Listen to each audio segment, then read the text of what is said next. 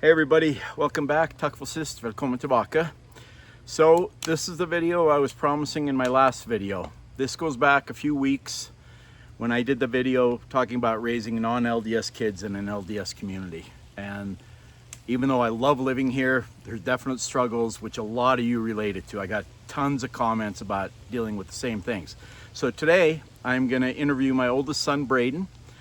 I adopted him. He was from my wife's first marriage, but he's just one of my kids now, so we're going to introduce Braiden here. This is Braiden. He's that's his effort at Norwegian. He's 31, divorced, 2 kids, 2 beautiful girls, 8 and 6. Is that right? Yes. Yep. Okay, so anyway, I just thought I would kind of ask him some questions. I know his story, obviously. I'm his dad, but by the way, I started dating Kate, my wife, his mom, when he was 5 months old. So, I mean, he's all I've ever known for a dad, and he's just one of my kids. So, he's the second oldest. I have a daughter that's 35, and then he's got 2 younger siblings. Hannah is 28, and Cooper is 25. So, Cooper's 25. I know. You're That's 31? That's amazing. That's crazy. So, let's just get right into it. I want you to be honest about both the positives and negatives. You know, I want it respectful, but I want to, and I think people out there want to hear the true opinion in the hopes that this is going to help people. So let's start. I'm going to tell you a little story, and then I want you to kind of respond to it. You were probably 3 or 4 years old. We were still living up north, and we had this huge yard, and we had these neighbors. It was a very LDS community. Braiden has always just been a super outgoing, happy. He was such a happy kid all the time, even when he had struggles. And he was probably like 4 years old, maybe even 3, and the neighbors were very Mormon. And I remember him walking up to the fence, and they were in the backyard, and he was like, "Hi, hi, hi," and they completely ignored him because they wanted nothing to do with us because they knew we were Mormon, and we didn't go to church. This isn't a guess. We know about this. Do you remember that story? No. What do you think about that? Based off of what I know about the Mormon religion, it goes across like against any of their teachings. Right. Now, I know you've only lived in Utah. I have lived in several different places, and this experience is pretty unique to Utah. This does not happen in Canada where I grew up. It didn't happen to your mom in California. Yeah. Mom says that all the time, that the Mormons in California were like the coolest religion in California. Yeah, much more accepting. What's your first experience dealing with, now you were baptized. Yep. You were my last kid that got baptized. When he was 8, that was about the time we were starting to head out. So that's 23 years ago. In fact, I was already out in my head. I couldn't even baptize Braiden. They wouldn't let me. So my dad baptized him, and then the next 2 didn't. Yep. Do you remember the day of your baptism? Yeah. What's your thoughts on that? Was it a happy day? Yeah, it was a happy day, especially because we were with Baptismal and Baptismal in Canada. That's Grandma and Grandpa in Norwegian. Oh yeah. Yep. So it was cool that like they were a part of it, and Grandpa was very excited because he was very LDS. He is. And for some reason, it seemed like a celebration of me. So as an 8-year-old, it was just like a same feeling of like a birthday party, like it's Braiden's special day. So well, it was all about you, no question. That's one thing the church does really well when they have things like that. Most places they make it feel special, and I remember that day pretty clearly, and I remember Braiden being really happy and excited about it. Of course, as an 8-year-old, did you really know what was going on? No. Were you choosing to become Mormon? No, all of a sudden I was in a all white swimsuit and being dunked underwater in like behind a window separated from all my family, and everyone was watching me. So it was like, it's the same feeling when you get uncomfortable when everyone sings happy birthday to you. Just like all eyes on me. Kind of literally a fish in a bowl. Yeah, I'm literally a fish in and then nobody really tells you what you're supposed to do. So there was no instructions. It was just like, Grandpa's gonna dunk you, and then that's it. But one of the things that the LDS Church teaches, and I'm not slamming, this is what they teach, is that they wait till you can choose. Do you feel like you were old enough to choose a religion at 8 years old? Who made the decision that I was going to get baptized? Because nobody talked to me about it. I want to say it was my parents. When I told them that I couldn't baptize Braiden, so we probably weren't going to do it, my dad really pushed to do it. And you know, we love my parents. They were here just less than 2 months ago, and we love hanging out with them. Braiden's always had a special attachment to them. In fact, the first time he met my parents, I want to tell a little story here to tell about my dad. So, you know, obviously Braiden looks nothing like me. When I used to take him out, we're twins. We're the same. When he was a little kid, I used to get, in fact, I almost beat the crap out of a guy in McDonald's once because he made some racist comment. And just for reference, Braiden's birth dad is from Trinidad and Tobago. And so, you know, he doesn't look like me. But I got so offended, and the whole McDonald's applauded. So the first time I took Kate and Braiden, and I think we had Sherston, my oldest daughter, with me. She was probably 5 at the time, 5.5, something like that. I called my parents, and I said, I'm bringing my girlfriend up and her son. She's got, I don't know, he's probably 7, 8 months old at that time. And I said, and I just want to explain. And so I mentioned, you know, Braiden doesn't look like Kate. He's got darker skin. His dad is from Trinidad and Tobago. And my dad lit me up. He's like, why would you tell me that? Do you think I'm a racist? Do you think I care? I was like, no, I actually don't. But I just thought I should, you know, tell you. I just, not out of, I don't know what I thought. It was my bad because my parents took to him instantly. And he took to them instantly. What's your first memory of my parents? Oh, gosh. Because, I mean, he would run to them when biggest smile, and my mom talks about it all the time. It's probably not the first time actually meeting them, but... No, because you were a baby then. Finally making it to Canada and then parking outside in their front yard, and then I made sure I was the first person out of the car and sprinted up on their sidewalk. And they were younger then, so of course, like, Baptismal was already out the front door, like... Yeah, they were probably still in their 50s then. Yeah. And Baptismal says that story all the time, and when we slept over there, I'd wake up at 5:55 in the morning, 6 o'clock in the morning. You were her shadow. She talks about it Baptismal, with delight. Where are you? Yeah. I have to spend more time with you. I left school. Remember when I did school on the day that they were leaving? No. They came down for... Tell the story. I don't remember this. So they come down from Canada to visit at least once a year. And I'm in, like, 4th grade, elementary school. And during recess, I remember that it was their last day. And I had already said goodbye to them in the morning. But I couldn't stand not spending any more time with them. So I hopped the fence at recess and ran home to spend more time with them. Didn't tell a teacher, didn't tell a soul, anybody. I remember getting a call from the school now that you say that. Yeah, so the school's like, Braiden's not here at class. We don't know where he is. I don't even think I knew you were there yet when they asked me. Yeah. Because I think we were in a little panic. But, so my That's parents... how close we were. Yeah, bless their hearts, man. They took to him instantly. I mean, it was never even a question. He was part of the family even before Kate and I got married. In fact, Braiden, because he was 5 months old when we started dating, when he started talking, he called me daddy and he called his mom Kate because he called my ex-wife mommy. I felt so bad for Kate, but she rolled with it and he figured it out soon enough. So back to the topic. Yeah. What's your first kind of memory of, it could be a good experience or a bad experience growing up? I mean, you got baptized, but we didn't go to church a whole lot. We were already on the way out. Mm-hmm. What's kind of one of your first experiences that you remember dealing with that? Dealing with? Just, did kids treat you differently because you didn't go to church? Well, yeah, like, so for anybody who's grown up in Utah, and like obviously everyone knows like how high school and school experiences go as you're growing up. You got like the skater kids and the jocks and the preppy kids, and everyone kind of splits out and they're figuring out who they are, and they find kids who are also interested in the same things. But then in Utah, there's an over-encompassing umbrella of we're all Mormon. Right. So we're all Mormon skater kids. We're all Mormon.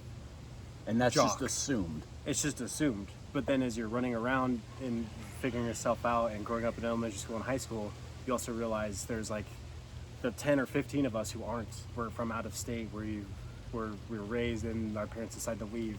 So we kind of find each other, and now all of a sudden, like, it's a skater kid, a jock, a nerd, and a geek all hanging out together because we're the same friend group, because we're the thing in common is that we're not LDS. So like in high school, it's not my first memory, but it's a vivid memory. I made a new friend. I can't remember what his name was. And he's like, hey, do you want to come hang out after school at my house? So I'm like, cool. I'll tell my parents, hey, I'm going to go hang out. And we get in his house. I meet his parents. And then he's like, what do you want to do? And I'm like, I don't know. Do you want to take my car and we can go get like Starbucks, go grab a cup of coffee or something? And the dad looks at me, he's like, did you just say coffee? And I was like, yeah, I was just seeing if he wants to go get coffee. And he's like, you can't be anymore. You need to get out of my house. And I was like, I didn't realize this was like, you don't have to get coffee. We can get like a refresher or a tea or a water. That's unbelievable. That's my idea. Now, literally, I told similar stories like this in my other video, and people told me I was lying. That doesn't happen. I'm not saying it's everybody, but it happens a lot in Utah. And it wasn't just Braiden that dealt with this. It was all the kids, other than my oldest daughter, who is still Mormon. And she's always been. But do you remember the whole pizza thing? Yeah. Tell that story. Yeah, and I want to preference all of these stories with like, out of 1,000 people, there's always like 100 idiots. Right. There's 100 people who aren't doing what the LDS Church. We're not saying everybody is Everybody this. is We're this. just not. But all it takes is one of those to have like a really bad impression on a kid growing up.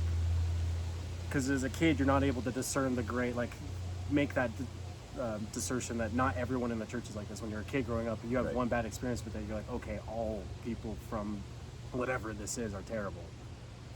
So the pizza story is I'm in junior high and I know her name, but I'm not going to say it. She comes up to me and she's like, Braiden, you're going to be at church on Sunday. And I was like, no, I haven't been to church since 8. Yeah. I'm 14 now, so no thank you. And she's like, well, if you don't come, we won't have full attendance. And I'm like, sorry, I'm not going to be there. She's like, well, if we don't get full attendance, we won't get a pizza party and ice cream afterwards. And I was like, sounds like you're not getting pizza because I'm not coming.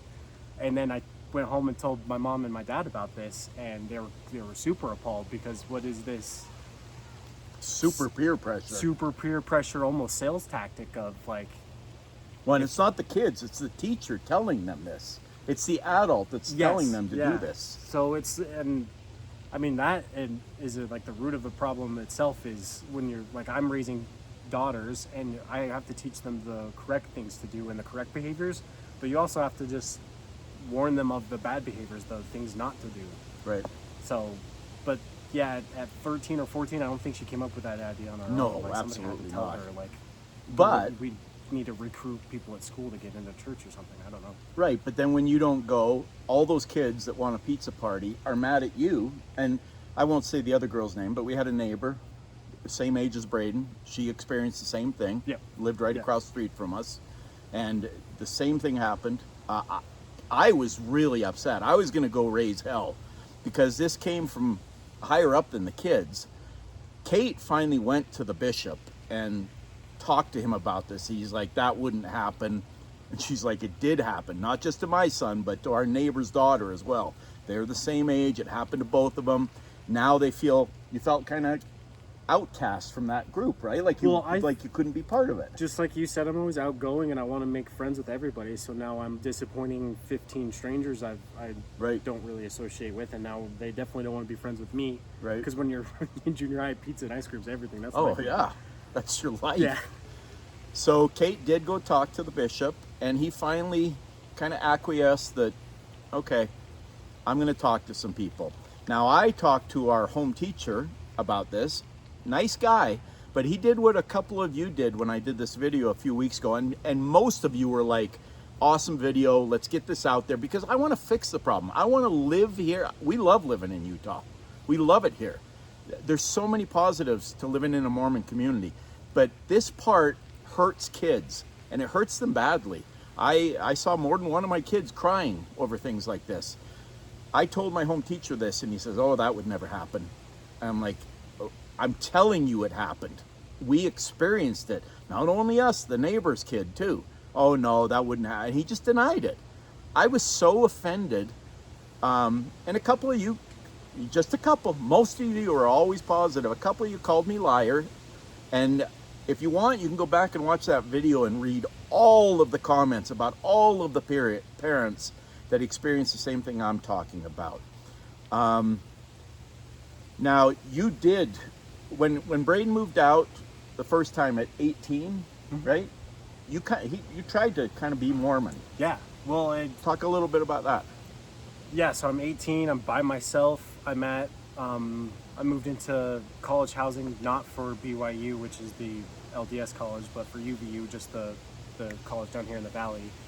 But every single one of my peers and all of my roommates were LDS, and I was like, now I'm outcast, and I'm not in high school where constant new faces are coming in and out. This is like, we're all here. We're all gonna be here for a long time. So I'm feeling not peer pressure because anybody did anything, just peer pressure of I'm alone and everyone around me that I might want to be friends with is LDS, and I've been through this back in high school, so I know if I want to assimilate with these people, I'm gonna have to like try. You had a this coffee again. maker, right? Didn't you? Or was that Cooper that had the coffee maker? That might have been Cooper. Okay. Yeah, but Okay. so yeah, I tried it again. I started to go to church, got a nice friend group. We're all Talked church about buddies. a mission, right? Huh? You talked about going on a mission. Yeah, yep. I got my patriarchal blessing. It was told me like how my life was gonna go, and I went and did baptisms for the dead in the American Fork Temple.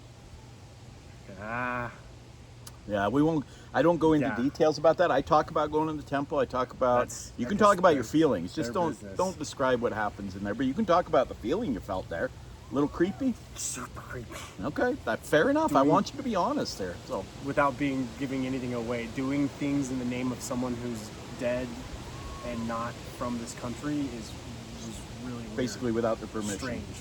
And I was old enough at that time to be like, this is very strange. And if I was a dead person and you were doing things to me religiously, like what if I'm up in my Catholic Yeah, heaven like, and I then don't you want just pull this. me into Mormon heaven and now I'm not with my Catholic family anymore? Okay, so you assimilate into this group. I remember you had a big group of friends. Yeah. there. Oh yeah. Yeah. We were like, and Tongans and Samoans are, for the majority, like they're LDS in this state. Yeah, very much. So, but like being in their culture is like, I love Samoan and Tongans, just like they're peaceful, like being taught to walk slow.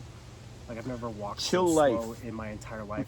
Lo made me walk from one end of Walmart to the other end of Walmart, and I would start walking and she'd be like slower. And I start walking again slower, and she'd be like slower. And I'm like, what? It took us like 35 minutes to go from one side of Walmart to the other side, and she's like, now you're cruising. I'm like, I hate this. What our daughter dated a Hawaiian. Was he Tongan or Samoan? Anyway, he was Hawaiian, and that culture, one of the nicest dudes I've ever known in my life. I loved him like a son. It made me sad when they broke up, but it's a very chill culture, and it's very prevalent here in Utah. There's a lot of LDS people from the Tongan and Samoan and Hawaiian Islands. So you had this big group of friends, and you're having a great time. I'm guessing you decided at some point it wasn't for you, and then what happened? Well, I just decided that I'm only being half of myself. I'm doing this, like you've always taught me, don't do anything 50%. If you're going to do it, you do it 100. So now I'm being Mormon and I'm going to church and I'm like talking about going on a mission, but I'm not, none of this I'm doing it 100%. I'm still drinking coffee, I'm still having occasional beer on the weekend, stuff like that, which is against their teachings. And just watching like the looks and the gossip when people don't take the sacrament in a sacrament meeting was... That's too close. I'm afraid we're getting drowned out by the wind, but I think we're okay. Yeah, no, keep going. No, like when someone doesn't take the sacrament, you know they sin. And then instead of everyone minding their own business, the whispers start. Yeah, they're trying to guess why Jessica did the nasty with her boyfriend before she was supposed to. Oh, Braiden's drinking coffee on Sundays. That's why he's not doing this 100%, which in its own is hypocritical because you're not supposed to do the judgment. Jesus and God are supposed to do the judgment before.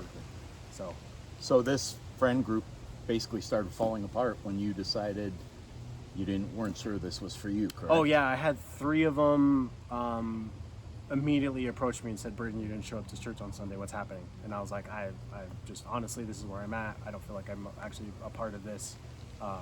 But I'll see you guys on Tuesday for our board game night or whatever. And they were like, no, you're not invited. Unbelievable. Now, at this time, he's not a little kid, but 18 is a tough age. You know, you make a bunch of friends, you think you got this group of people that care about you, and then they decide, maybe not. Nothing had changed with him. He was, other than, I don't know if I want to be Mormon. And these people decided to judge him and he's not good enough to hang out. It's like the dad that when he heard that he wanted to go get coffee, told him to leave the house. This was not a one-time thing that happened with us. We had kids when we lived, I won't say the town, north of here, very LDS, that were expressly forbidden from playing with our kids. Now, most of the time we didn't tell our kids that, oh, you're not allowed to play with that one. Sometimes they would ask, can I go play with so-and-so? And we had to come up with excuses of why they couldn't. Can I invite so-and-so over? And I knew they wouldn't be allowed to invite over. So we had to come up with excuses to protect our kids. Oh, okay. And yeah, it's real, you guys. There's so many beautiful things in the LDS religion. So many great teachings and morals and ethics, and I love a lot of it. But this has to change, and it's not going to change until the adults change. If you're teaching your kids that you can't play with him because he wants to have a coffee when he's 16, or he doesn't want to go to church at 18, so he's not invited to the board game. And like I said, this happened with all the kids except the oldest, and she even had a little struggle because they knew her dad was not Mormon anymore. And my ex-wife went through a little period where she wasn't as well, or didn't go to church anyway. So the reason for this video is not to slam on the church. It's to put it out there that this is real. He experienced it. My other kids experienced it. Do you have any other thoughts before we sign off? Oh, well, to leave it on a positive one, Jack Mormons are my favorite Mormons. Because those are the shirt off my back, come into my garage and grab a soda whenever you want, kind of, let's hang out. Oh, you got leaves in your gutter? I'll grab a ladder and come over, because they actually are practicing what the church is teaching them, which is be a good neighbor, love everyone else around you, be good for your community. It doesn't matter if you're what creed, color, race, religion you are. I'm here to be here for you, just like Jesus was. And we, all kids were welcome in our house all the time. Oh, yeah. We never cared what they looked like. It didn't matter what color they were, what sex they were. We had a couple of kids that we knew early on were gay. They hadn't come out because, they're LDS and they would have been shunned. They eventually came out after high school, and everybody was welcome at our house. We never looked at anybody and said, oh, your parents do blah, blah, blah. I do not judge little kids by what their parents do. And that's exactly what you're doing. If you're telling a little non-LDS kid, whether he's 4 or 17, that they're not welcome in your house because they don't go to Mormon church, that's not cool. I will say it again. You're not being a good person when you do that. That is not what the church teaches. That is not what the religion teaches. And some of you try to tell me, oh, you don't understand. I understand very well. I was very in the church. I went on a Mormon mission and I dived into it. I knew my scriptures inside out. I knew the teachings. I just decided it wasn't for me. Not because I hate the church, or I say it all the time. We have family that are very LDS and we love them with all our hearts. So I just wanted to get Braiden's story on here. I'm going to try and, I don't know if Hannah will do it. She's a little camera shy. Cooper, I think, will do it, but he doesn't live here in the state anymore, but he's coming up soon, so I'm going to see if I can get him to do it as well. Should do one of those blurry faces and then a voice changer on Hannah. Like do Darth Vader's voice. No, like the people who come out and they say something about a company, whistleblower. Yeah, yeah, whistleblower, or like those that go against Scientology and they have their faces blurred and yeah, like that. I might have to do a video on the little bit I know about that.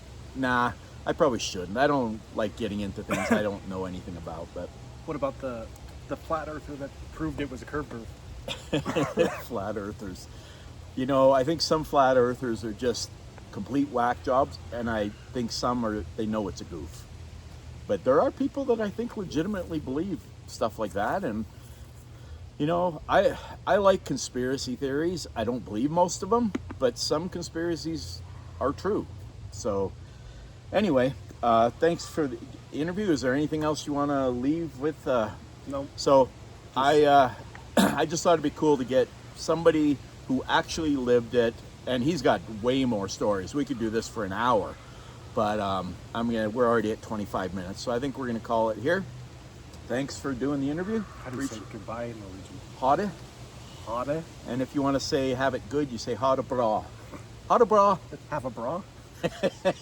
Bra means good. Ha det gott. Vi snakkes igen.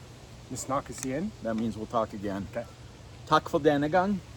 Talk for denigan. Gang. Gung.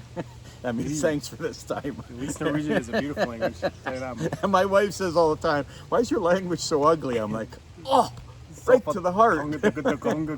Now, part of Norway I'm from, we don't roll our R's, we say them in our throat. So, like bestefar is grandpa, I say bestefar.